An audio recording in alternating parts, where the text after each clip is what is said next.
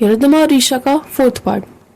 अभी तक की स्टोरी में हमने देखा कि रिद्धिमा राया एक मीटिंग में मिलते हैं और उस मीटिंग में वो जो डील रहती है वो राया रिद्धिमा को ही देती है, बट उन दोनों की ना वहाँ कोई बात नहीं होती है।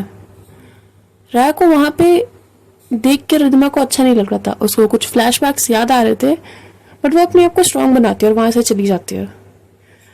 राया वहाँ से निकल के एक कैफे में आके बैठ जाती है और वो कैफे कोइंसिडेंटली वो वही कैफे रहता है जहाँ पे इशिता और रिद्धिमा मिलने वाले थे।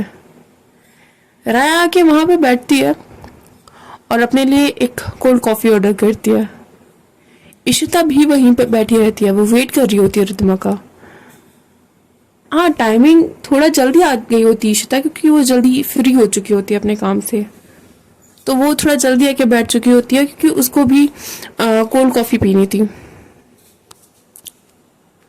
इशिता राया को पहचान गई थी क्योंकि उसने ऑलरेडी उसकी फ़ोटो देखी थी रिद्धिमा के साथ। इशिता चाहती थी कि वो बात करे राया से, क्योंकि उसको पता करना था कि एक्चुअली रिद्धिमा ये इलीगल चीज़ों में इन्वॉल्व है कि नहीं। उसने भले ही रिद्धिमा को बोल दिया हो कि उसे यकीन है, बट उसे यकीन तो अभी भी नहीं था। और हो भी कैसे जब उसके बारे में इतने रूमर्स है, वो खुद एक वेपन मैन्युफैक्चरिंग इंडस्ट्री की ओनर है, तो कैसे यकीन कोई कर सकता है उस पर। वहाँ रिद्धिमा को जस्ट याद दिलाता है कि आपको इशिता से भी मिलने जाना था, आपने उसे टेक्स्ट किया था इस टाइम पे और वो टाइम होने वाला है, हमें निकलना चाहिए शायद। वहाँ इशिता भी रिद्धिमा का वेट कर रही थी और वेट करते करते ना उसको बहुत लेट हो जाता है क्योंकि रिद्धिमा को वहाँ से आने में टाइम लग रहा था। इशिता थोड़ा फ्रेश होने के लिए वॉशरूम में जाती है और उसी टाइम रिद्धिमा उस कैफे में एंटर करती है। वहाँ पे वो इशिता को देख के उसका दिमाग खराब होता है कि ऑलरेडी मैं यहाँ इतनी लेट हूँ, तब भी ये यहाँ पे नहीं है, इसने तो मुझे कॉल में बताया था कि यहीं पे है। यार कितनी झूठी लड़की है ये, मेरा केस क्या ही लड़ेगी। ये सब अपने मन में बोल ही रही थी रिद्धिमा। तब तक उसने राया को देखा और राया की नज़र तो उस पर स्टार्टिंग से पड़ गई थी जब रिद्धिमा ने इस कैफे में एंटर किया था। राया उठ के रिद्धिमा के पास जाने लगती है, पर रिद्धिमा भी कैफे से बाहर निकलने लगती है।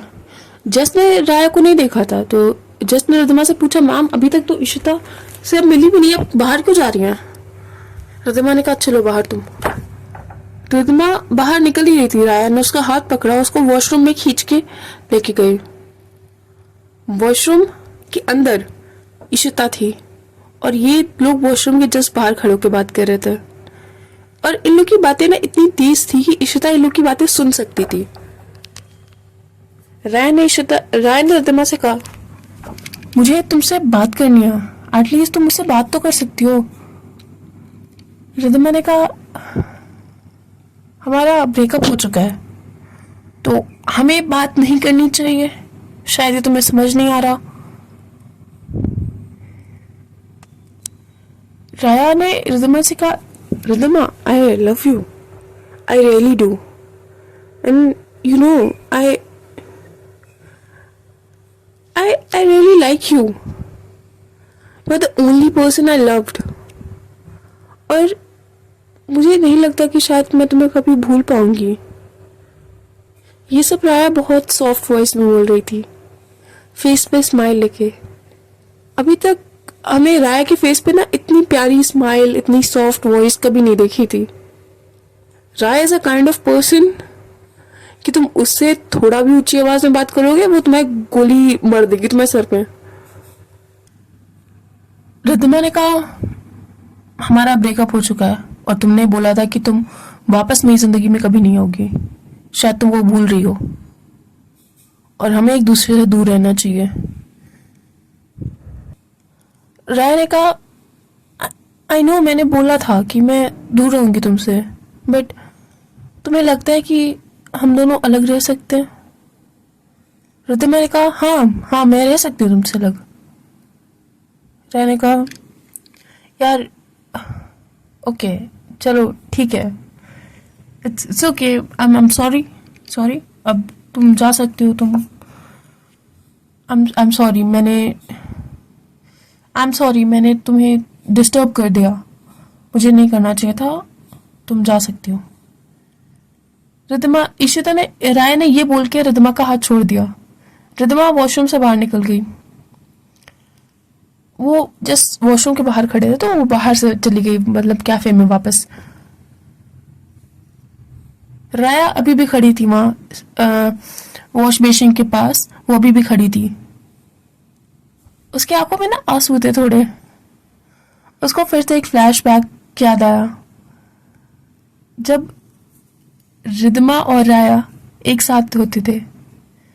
वो एक बार में थे और तब रिद्धिमा राय के लिए पागल थी।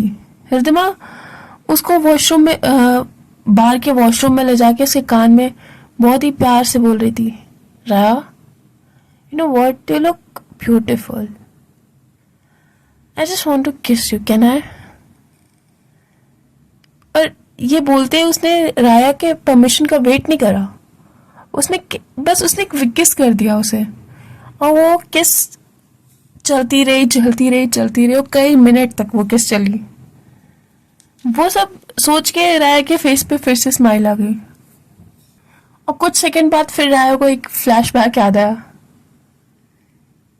वो था उनके ब्रेकअप का फ्लैशबैक, जब रिद्धिमा ने राया को बोला था कि वो उसके साथ नहीं रह सकती है। वो टाइम याद करके राय के चेहरे से बस आंसू गिरे जा रहे थे। उसे याद आया कि उस दिन वो दोनों साथ में थे, उन दोनों ने साथ में रात बिताई थी, साथ में उन दोनों ने बहुत मजे करे थे।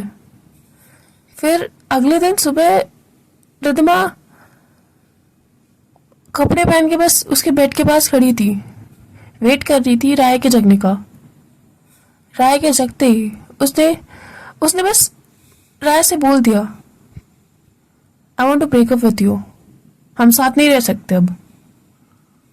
राय को कुछ समझ नहीं आया। राय को लग रहा था कि शायद ये प्रैंक है, क्योंकि अचानक से ऐसे थोड़ी ना हो सकता है, कोई रीजन होगा ना ब्रेकअप का, ऐसे कोई किसी से कैसे ब्रेकअप कर सकता है।